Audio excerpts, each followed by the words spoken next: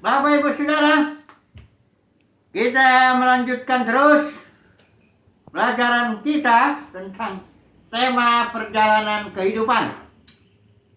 Ini sekarang yang sudah yang keempat.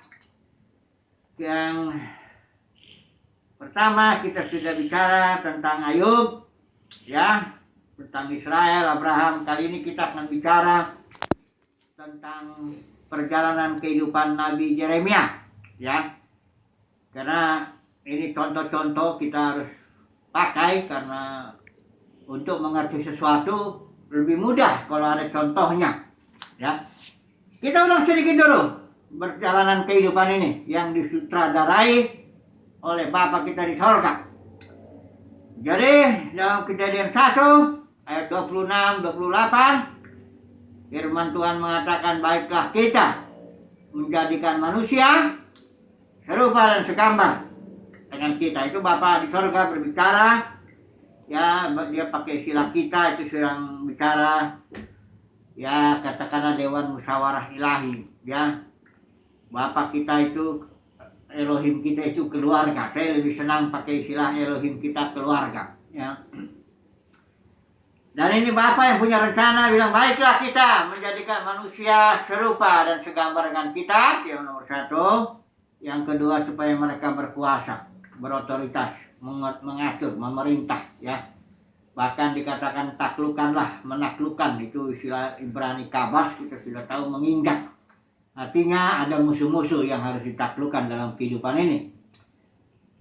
Dan kita tahu bahwa ketika Bapa di surga menciptakan Adam dan Hawa, belum jadi rencananya itu, karena masih panjang rencana Bapa itu untuk jadinya. Jadi ketika Adam dan Hawa diciptakan, taruh Taman Eden, belumlah serupa segambar dengan dia. Karena Adam dan Hawa belum tahu yang baik dan yang jahat.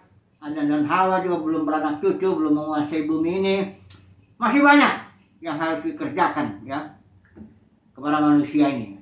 Dan kita tahu Bapa di surga memproses Adam dan Hawa, manusia ini, dengan dua pohon. Pertama pohon kehidupan, kedua pohon pengetahuan yang baik dan yang jahat. Kedua pohon ini harus dimakan, dua-duanya, ya.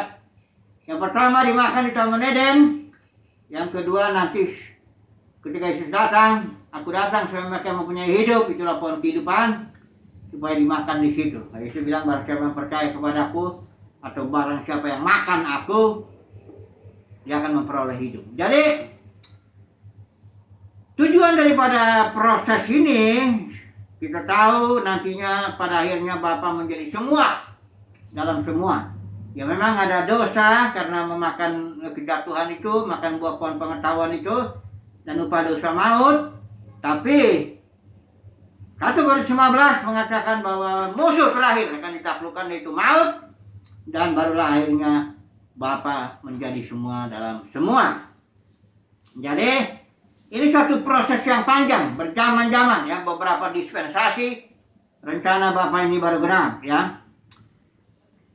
Nah, sekarang kita masuk kepada contoh bagaimana Nabi Yeremia ini. Kita lihat dulu dia hidupnya, panggilannya khususnya, bagaimana hidupnya, bagaimana dia bergumul menjalaninya semuanya, sehingga kita nanti dengan diharapkan, ya, bisa memahami perjalanan kehidupan bagi kita masing-masing. Mari kita baca dulu kitab Yeremia ini, ya. Kita lihat dulu panggilannya, ya. Yeremia pasal 1 ayat 5. Mungkin kita nggak baca, ya, kita pilih-pilih yang mana yang kita mau baca. Sebelum aku membentuk engkau dalam rahim ibumu, ini kata Tuhan kepada Nabi Yeremia, aku telah mengenal engkau, dan sebelum engkau keluar dari kandungan, aku telah menguduskan engkau. Aku telah menetapkan engkau menjadi nabi bagi bangsa-bangsa, ya. Kemudian ayat yang ke-10 langsung kita baca. Ketahuilah pada hari ini aku mengangkat engkau atas bangsa-bangsa dan atas kerajaan-kerajaan. Perhatikan ini miliki Yeremia ini. Pertama, untuk mencabut dan merobohkan, untuk membinasakan dan meruntuhkan, itu yang satu. Yang kedua, untuk membangun dan menanam.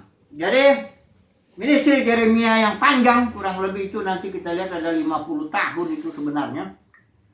Ini dua kira-kira Yeremia dengan firman Tuhan itu yang disampaikannya, dia itu mencabut dan merobohkan, tapi dengan firman yang disampaikannya dia juga membangun dan menanam. Kita nggak bahas pelayanan Yeremia kepada bangsa-bangsa lain. Di sini ada bangsa-bangsa lain juga. Tapi kita fokus dulu pelayanan Yeremia kepada kerajaan Yehuda. Coba dulu kita sebentar lihat backgroundnya ya. Latar belakang pelayanan Yeremia ini sebelum kita nanti masuk lagi ke sana. Yeremia mulai pelayanan kurang lebih tahun 627 sebelum Masehi dan bentang pelayanan itu sampai tahun barangkali 570 sebelum Masehi, kurang lebih 50 tahun. Nah, di tengah-tengah di tahun 586 itulah kerajaan Yehuda runtuh ya. Dicabut oleh firman oleh Yeremia itu kurang lebih begini. Dia ini kerajaan selatan ya, karena kerajaan utara sudah tahun 722 itu tuh sudah dibuang ke Asyur. Jadi ini kerajaan Yehuda, ini yang dibuang ke Babel ya. Di sinilah Yeremia melayani. Ini di zaman pertama Raja Yosia. Ini raja yang bagus ini ya. Kemudian Yoas ya, Yoyakim, baru Yoyakin, baru Sedekia yang terakhir. Jadi bayangkan ada berapa raja itu Yeremia melayani ya, bentang pelayanan Yeremia ini ya. Jadi di sini Yeremia pelayanan fokus kepada kerajaan Yehuda ya. Dan setelah pelayanannya sekian puluh tahun, maka Yerusalem jatuh ke tangan Nebukadnezar, bait suci dihancurkan ya. Tapi Yeremia juga sempat, karena Yeremia diizinkan tetap di situ, nggak dibuang ke Babel, dan dia sisa orang Israel itu ada yang lari ke Mesir, dan Yeremia ikut ke situ. Dan menurut tradisi Yeremia mati di Mesir itu digergaji ya, karena Israel itu tetap nggak mau dengar. Mengeraskan hati lah ya kerajaan Yehuda ini, tetap tidak mau dengar. Bayangkan saudaraku, melayani 30-40 tahun dan hasilnya ya malah kerajaan Yehuda dibuang ya, Yeremia mati martir. Ini memang luar biasa lah ini ya, penderitaan atau tantangan yang mesti dihadapi oleh Nabi Yeremia. Jadi dia mencabutnya ini, mari kita melihat dulu pasal yang ke-25 ya, kita lihat dulu Yeremia pasal 25 ya. Di sini nubuatnya ini hanya firman yang mencabut kerajaan Yehuda itu ya. Ini kita coba baca, tidak harus semua dulu ya. Coba dulu ini kita lihat nomor 1. Firman yang datang kepada Yeremia tentang segenap kaum Yehuda dalam tahun keempat pemerintahan Yoyakim bin Yosia Raja Yehuda, yaitu dalam tahun pertama pemerintahan Nebukadnezar Raja Babel ya.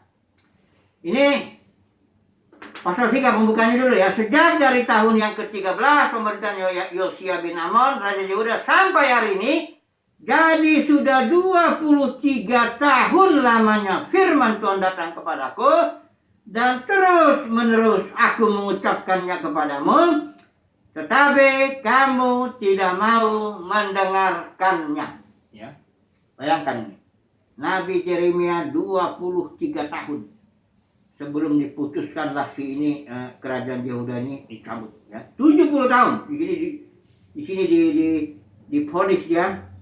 Ayat 11, maka seluruh negeri akan menjadi reruntuhan dan ketandusan, dan bangsa-bangsa ini akan menjadi hamba kepada Raja Babel 70 tahun lamanya ya. Jadi setelah Yeremia melayani di kerajaan Yehuda 23 tahun lamanya, firman Tuhan terus disampaikan, ditegur, bertobat kamu, bertobat. Tapi Yehuda tidak mau bertobat. Akhirnya diputuskanlah bahwa kerajaan ini akan dicabut, dibuang ke Babel selama 70 tahun lamanya. Inilah dia pelayanan Yeremia yang pertama ya. Mencabut ya kerajaan Yehuda. Tapi ini bukan berarti Yehuda itu dibuang selama-lamanya, enggak. Itu karena tetap dalam Yesaya 29 juga nanti kita lihat rancangan Tuhan, rancangan damai sejahtera. Mari kita lihat dulu Yeremia 29 ayat 11 ya. Di sini ditulis 29 ayat 11, mari kita baca. Sebab aku ini mengetahui rancangan-rancangan apa yang ada padaku mengenai kamu. Demikianlah firman Tuhan, yaitu rancangan damai sejahtera dan bukan rancangan kecelakaan, untuk memberikan kepadamu hari depan yang penuh harapan. Jadi Tuhan tetap mengasihi Yehuda, tetapi dia harus mendisiplin melalui pelayanan Yeremia mencabut 70 tahun. Enggak. Itu bukan ngeri juga, itu dicabut, dibuang ke Babel, hidup di sana. Ya. Jadi tetap rancangan Tuhan, rancangan damai sejahtera ya untuk Israel ini. Dan selama 70 tahun itu, ini sebenarnya dosa Israel Yehuda. Ini ada dua ini yang paling parah lah. Pertama, penyembahan berhala. Orang Yehuda gitu karena lihat bangsa-bangsa sekitarnya punya ilah masing-masing, menyembah berhala dia, ya, ikut-ikut dengan bangsa-bangsa lain ya. Punya kebiasaan sejak zaman Yosua tuh bangkit satu generasi setelah itu waktu kita pakai hakim itu generasi yang nggak kenal perang. Jadi berdamai dia dengan orang yang kiri kanan ini, menjadi serupa dia dengan orang bangsa-bangsa lain. Menyembah berhala, menyembah ilah-ilahnya orang-orang itu satu. Yang kedua, karena dia bergaul bersama-sama, dia lihat bangsa-bangsa lain ini punya raja manusia. Nah, akhirnya dia di zaman Samuel, orang Israel bilang, kami mau minta raja. Seperti bangsa-bangsa sekitar kami ini punya raja. Padahal Tuhan bilang itu menurut Tuhan. Di situ kan Tuhan sampaikan kepada Samuel, udah turutin aja keinginannya. Karena sebenarnya ya bukan kamu yang mereka tolak, tapi aku. Supaya jangan aku menjadi rajanya. Jadi dengan meminta raja, ini dosa Israel ini parah. Itu artinya sama juga menolak Tuhan sebagai raja yang tidak kelihatan itu. Dia ingin raja yang kelihatan. Ya. Nah, ini dia parahnya ini. Dua dosa ini. Ya, memang ada raja-raja yang baik. Ya, kayak Daud, kayak Yosia juga di zaman ini. Tapi secara sejarahnya itu akhirnya makin lama makin jatuh juga. Ya, keruntuhan. Karena intinya dengan meminta raja itu sebenarnya raja manusia. Itu sebenarnya menolak Tuhan sebagai raja. Ya. Jadi tidak ada jalan lain, Israel mesti dicabut, ya, buang ke Babel untuk menghapus dua dosa ini dulu, ya.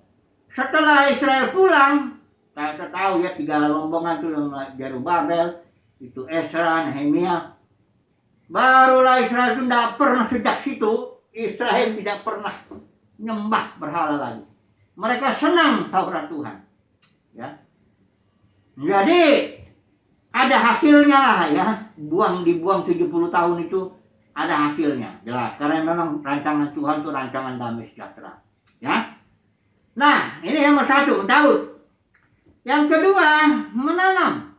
Bagaimana cara menanamnya, ya? Nah, dengan cara membuat suatu perjanjian yang baru. Ini perjanjian baru ini sudah dinubuatkan di seluruh perjanjian lama ini, kitab perjanjian lama ini, hanya di bagian inilah ada nubuatan mengenai perjanjian baru. Mari kita lihat dulu Yeremia 31 ayat 31 sampai 40. Kita baca aja ya semuanya ini karena ini penting sekali. Mari kita baca ini Yesaya 31 Yeremia 31 ayat 31. Sesungguhnya akan datang waktunya, demikianlah firman Tuhan. Aku akan mengadakan perjanjian baru dengan kaum Israel dan kaum Yehuda. Bukan seperti perjanjian yang telah kuadakan dengan nenek moyang mereka pada waktu aku memegang tangan mereka untuk membawa mereka keluar dari tanah Mesir. Ini maksudnya perjanjian yang dimaksud di sini adalah perjanjian yang diperantarai oleh Musa itu di Gunung Sinai, ya. Jadi perjanjian yang baru ini katanya bukan yang itu. Kenapa? Perjanjianku itu telah mereka ingkari. Perjanjian yang diikat bersama dengan di perantara Musa itu yang disebut perjanjian lama itu sudah diingkari. Meskipun aku menjadi Tuhan yang berkuasa atas mereka, demikianlah firman Tuhan. Ayat 33. Tetapi beginilah perjanjian yang kuadakan dengan kaum Israel sesudah waktu itu, demikianlah firman Tuhan. Ini isinya perjanjian. Aku akan menaruh Tauratku dalam batin mereka dan menuliskannya dalam hati mereka, maka aku akan menjadi Allah mereka dan mereka akan menjadi umatku. Dan tidak usah lagi orang mengajar sesamanya atau mengajar saudaranya dengan mengatakan kenallah Tuhan, sebab mereka semua besar kecil akan mengenal aku. Demikianlah firman Tuhan, sebab aku akan mengampuni kesalahan mereka dan tidak lagi mengingat dosa mereka. Jadi inti daripada perjanjian yang baru ini yang dinubuatkan oleh Yeremia ini, yang berarti dia menanam ini, karena Taurat itu tadinya kalau dalam perjanjian Musa, perjanjian lama itu Tauratnya ada di loh batu, ada ditulis 10 hukum di situ. Memang masih banyak sih ketetapan peraturan tentang suci macam-macam, masih banyak. Tapi intinya ada di situ, ya 10 hukum. Ya itu makanya loh batu, loh perjanjian. Itu dilanggar, maka Tuhan caranya dibikin yang menanam itu membuat loh yang hukum yang di dalam loh itu dimasukkanlah dalam batin orang Israel. Perjanjian baru itu untuk orang Israel ya, dan orang Yehuda. Itu yang terutama. Nanti kita ada pelayanan Paulus yang untuk bangsa-bangsa lain. Tapi ini untuk Tuhan membuat karena yang lama ini sudah dilanggar, hukum tertulis dalam batu, maka Tuhan bikin yang baru. Yaitu hukum Taurat bukan dalam loh batu, tapi dalam hati, batin. Ya. Begitu hukum itu masuk ke dalam batin orang Israel, Yehuda, maka efeknya mereka mengenal Tuhan, ya, dalam arti yang sesungguhnya pengenalan batinnya. Kedua, pengampunan dosanya real, bukan kalau dalam perjanjian lama itu hanya simbol-simbol aja, darah binatang simbol saja, karena nggak mungkin darah binatang bisa menghapuskan dosa, tapi itu simbol-simbol. Tapi di sini sesungguhnya realitanya. Nah, kita tahu ya perjanjian baru ini diperantarai oleh Tuhan Yesus ya, oleh darah Yesus itu ya. Kita tahu, saya nggak kita bahas itu. Yang penting inilah caranya Yeremia menanam, ya. Dia menubuatkan perjanjian baru. Jadi perjanjian baru sudah dinubuatkan, ya. Ini sangat penting perjanjian baru ini, ya. Nah, kalau kita pinggir dulu sebentar. Kalau kita, kenapa? Kita kan nggak punya ikatan dengan perjanjian lama dengan Yahweh, bangsa-bangsa lain maksudnya. Bagaimana? Ya udah langsung aja ini. Perjanjian ini langsung dengan Yesus Kristus, yaitu diperantar oleh Yesus. Kita hukum Tuhan masuk ke dalam batin kita, hukum roh. Jadi kita nggak mentaati hukum Taurat yang tertulis itu dalam loh batu itu, tapi kita mengikuti hukum roh yang dalam batin. Ya, jadi makanya saya berulang-ulang kali-kali ngomong itu hukum perpuluhan lah, hukum buah sulung lah. Itu yang enak-enak mau diterapi di sini sama ke gereja. Nggak ada gereja mula-mula menerapkan hukum tertulis itu, model perpuluhan lah, buah sulung lah, yang mengenai duit-duit itu. Ya, tapi pintar juga lah ya yang ngajar-ngajar perpuluhan buah sulung ini, karena nggak diambil hukum rajam. Nggak diambil, yang enak-enaknya aja lah. Nah ini urusan dengan Tuhan lah itu nanti dia. Tapi yang benar bahwa perjanjian baru hukumnya itu dalam batin, yaitu hukum roh, ya, untuk bangsa-bangsa lain. Tapi untuk Israel juga begitu, tetap itu komunitasnya, makanya sebenarnya komunitas Petrus itu melayani bangsa-bangsa Yahudi, tetap prinsipnya masukkan roh hukum tertulis dalam batin. Hanya bagi orang Israel ada beberapa hukum tertulis yang masih mereka kerjakan. Kalau di Kisah Para Rasul itu bisa kita lihat. Nanti ada komunitas Paulus. Nah ini dia nggak ada lagi Yahudi bukan Yahudi, nggak ada, udah habis. Karena memang ini perjanjian baru, ya, hukum roh, udah. Ya. Baru Yohanes juga begitu nanti. Baik. Jadi pelayanan Yeremia yang menanam ini menanam itu dengan cara menubuatkan perjanjian baru kepada Yehuda dan Israel. Ya, baik. Kita langsung aja dulu aplikasi, barangkali sekaligus dengan kesimpulan lah, ya. Bagaimana ini untuk aplikasinya? Yeremia punya pelayanan mencabut, menanam kepada umat pilihan Tuhan, Yehuda, ya. Nah, sebenarnya pelayanan roh itu juga sekarang rencana Bapa itu, ya, itu juga sebenarnya dalam hidup kita pribadi, ya, itu juga mencabut dan menanam juga. Apa yang dicabut? Yang dicabut tentu rencana kedagingan, pikiran kedagingan kita, ya, hawa nafsu kedagingan kita, macam-macam lah yang itu, ya. Barangkali hubungan-hubungan kita yang enggak yang hubungan kedagingan yang enggak benar itu dicabut. Memang sakit itu, kayak Israel, dia udah dibuang, itu dicabut, dibuang ke 70 tahun ke Babel, itu kan sakit itu. Demikian dalam hidup kita, perjalanan hidup kita ini ada banyak yang mesti dicabut ini. Hubungan-hubungan kedagingan, ya, pikiran-pikiran kedagingan, rencana-rencana kedagingan, semuanya itu dicabut. Nah, terus tapi bukan hanya itu, karena rancangan Bapa seperti Yeremia 9:11 itu tetap rancangan damai sejahtera. Nah, maka itu dia juga menanam. Apa yang ditanam? Perjanjian baru. Dalam arti ditanam itu zoe, benihnya itu, benih Kristus itu masuk dalam batin. Mulailah kita bertumbuh dalam roh, ya, mengikuti pimpinan roh. Ditanam, ya, rencana Bapa itu masuk ditanam. Supaya kita ambil bagian dalam Bapa semua dalam semua ini. Jadi dicabut dulu kedagingan kita ini, rencana-rencana daging, masuklah rencana Bapa. Sakit memang itu. Karena bagaimana cara manusia itu kita namanya hubungan, ini kan kita juga hubungan kedagingan itu bahkan ada yang baik. Ingat, kita makan pohon pengetahuan yang baik dan jahat. Jadi banyak juga rencana kita yang baik secara daging, secara manusia. Rencana untuk ini, meninggi, bangun ini, bisnis ini, macam-macam rencana. Itu bisa dicabut. Maka banyak orang kecewa ketika dicabut oleh Tuhan. Tapi ingat, rancangan Tuhan rancangan damai sejahtera. Nanti dia tanam yang baru. Barulah kita bertumbuh dalam rencana Bapa. Sampai nanti kita menjadi serupa segambar dengan dia, menggenapi rencana Bapa. Inilah dia pelajarannya. Yeremia pun mengeluh, dia sempat juga.